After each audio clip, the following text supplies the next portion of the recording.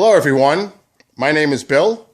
I'm a skywatcher in upstate New York, and I am a co-founder of B&E Skywatch, along with my friend Eric, who does his skywatching in Boston, Massachusetts.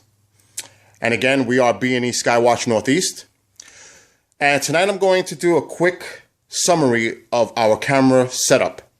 It's rather inexpensive in relative terms, and it's quite easy to set up. So I'm going to start with the camera itself. This is the Samsung SCB 2000. It's a security camera. You can see it. I'm going to go on the top view here. It's a side view.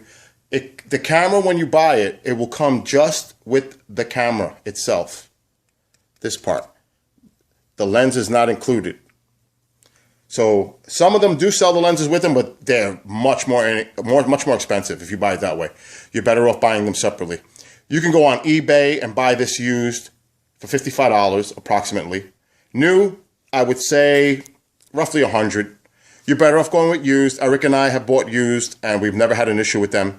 So yeah, you can go used. $55 about on eBay. The lens, we use a 5 to 100 millimeter lens. It's manual focus. You can see the knobs on the top here where you adjust the focus. It's a C-mount lens.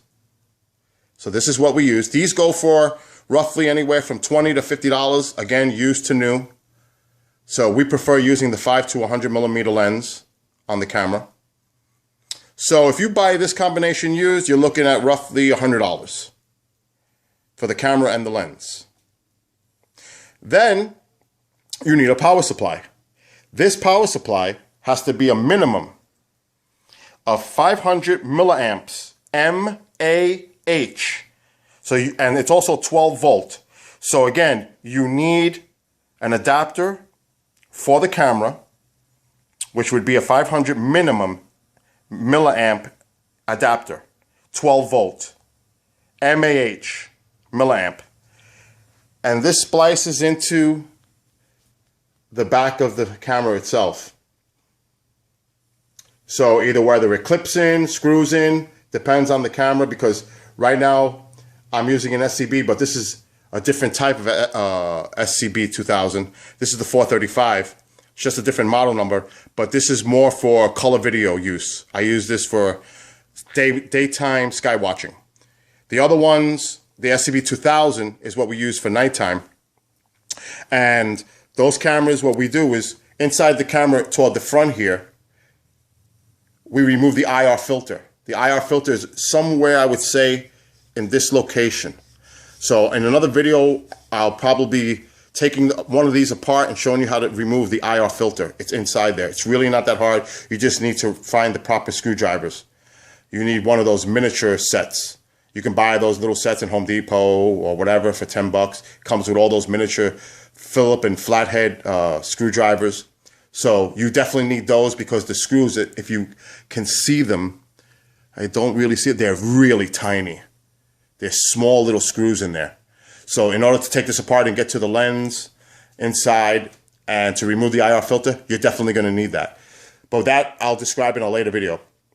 We do that because it's great for nighttime viewing. It's better for lower light visibility at night to remove the IR filter. So that's essential for nighttime viewing. You do not have to do it for daytime. You can leave it in. As you can see on my screen, the camera is on. I'm setting it up inside because the elements outside right now are poor, and I couldn't do this video outside with a TV out there. So I'm doing it inside, which makes it a lot easier. So again, you have the camera, SCB 2000, Samsung. You have a 5 to 100 millimeter lens, manual focus, C-mount. You have the adapter, which is again 500 milliamp, minimum 500, 12 volt. So again, it'll say mAh. And then you obviously need a tripod. And these can run anywhere from $10 to $40. I would go on a higher end tripod due to its sturdy nature. You do not want one of these to tip over outside, especially with the investment that you're making with this equipment. So the better the tripod, I would go for it. It's worth the investment because it'll save you. If this thing falls, you don't want that to happen. So yeah, invest on the quality tripod. Okay. On the back, where this is plugged in to the camera itself, this is an RCA Jack, which is composite video. You can see it's yellow, which indicates video. You do not want the white or red, that's audio. You need the yellow. You can see it's an RCA Jack. Now on the camera itself is a BNC adapter, which plugs into the camera. I'm going to hold the camera a second, pull this out. It twists and pulls out. So that's what you need. I'm going to show you this end. Trying to get the proper lighting. And I'm going to show you, that's the end that goes into the camera. And this is the end where the RCA Jack plugs into. So that's what you need to put on to the camera. So I'm going to hold it again and screw this back in. It's twist. Once you push it in, give it a little twist clockwise, and it locks into place. I'm going to plug my thing back in there. And now you can see it's back on the screen. Now what Eric uses, which I'm going to upgrade very soon, is the BNC cables themselves. You don't have to get this adapter. It's the plug has the BNC connector on both ends, which is great. And it's a much better quality cord.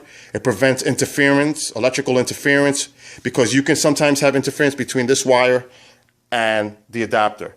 But believe it or not, I haven't run into many issues with that. So that's why I'm in no rush to get that. Now I'm going to go here. And this is a 50-foot RCA Jack. What I do is, on one end where it goes outside to the camera, I just put a little electrical tape on the end here to hold the RCA Jack to the BNC connector. This way, when it's in the camera, and I have my cameras tilted at a 90-degree angle or so, pretty much straight up, it doesn't get loose here and slip off of the BNC connector, which has happened. That's why I put some tape. So this would be wise to do if you do this. Tape it up so it doesn't slip off. Now, again, I recommend 50 feet. Why? Because you're going to need that length if you're running it from inside from your computer to the outside. And I'll explain why in a minute. Again, here is that BNC adapter that you'll need. You can buy these. I'd say a dozen can cost you $7, eBay. You can see the end on one side that goes into the camera. And this is where the RCA Jack plugs into. So that's pretty much what you need. So far you need the camera, the lens, the tripod, of course, the adapter, a nice size cord. I would recommend 50 foot. And these little BNC adapters. Again, very inexpensive. Now, how this all incorporates to your computer is through a device called EasyCap. EasyCap, which is right there, allows you to turn the RCA, where you see it right there, into a USB plug that goes into the back of your computer or PC. Laptop. So it has a USB on one side and it has the plug on the other side where you plug in the RCA Jack. And again, PC, laptop, pretty much that's what you're going to use. Now, what Eric and I do, this is how we started in the beginning, what I'm describing to you on this video. But since then, and we added more cameras to our setup, we have a security DVR right there. That's a security DVR. All of my cameras are plugged into that DVR system, security system. You can see them in the back. They're all running outside right now. I have them pretty much protected in a box. So all my wires are outside for easy setup. So they're running from inside the house through out one of my doors, through the side of the door, and outside. So again, 50-footer, recommended for sure. So this is how it looks on the DVR. I'm just gonna go to my, let me just change this, and we'll show you what it looks like. And there it is. Now, if you can see this wide shot, I have the capability and the capacity to put 8 cameras at one time on this security DVR system. What's great about this is it has a built-in hard drive. I have a 500 gigabyte hard drive in there. So I can record and record and record, and it's really not going to eat up so much space. And I can go at any time and go over the footage at my convenience. And I have 4 cameras at night. So if I'm doing 12 hours, you do the math, 12 times 4, 48 hours. So I got to go through 48 hours worth of footage a night. And that's a lot of video to go through. So it's a process. But if you're starting out a beginner with 1 camera, it's a piece of cake. So again, this is the next step. I'm not saying to go out and get yourself security DVR. This would be your next step if you're going to get serious about it and add cameras. But for right now, let's go back and we're discussing about the one with the EasyCap. So let me go back to the computer. I'm using my TV as a monitor, by the way. Let me move my mouse so I have a protection for my screen. Okay, so remember I mentioned EasyCap. That turns it from an RCA Jack into a USB that goes into your computer or laptop. EasyCap comes with a software. And this software allows you, you can see, it's called ArcSoft Showbiz. This software allows you to run your camera on your PC. So it works alongside, it comes with your EasyCap, so that's why it's what you're going to use, that software. Now if you look closely, the source is an SMI grabber device. That's your video, pretty much your video source. The input is a composite video. That's the jack you're using, the RCA. The cameras do not have audio, so I don't have any audio selected. Now if you look underneath, you'll see device settings. Now device settings is important, and I'm going to show you why. I got to go to my mouse here. Now in device settings, you can see this. You can adjust the brightness, contrast. I never touch the hue. I never touch the saturation.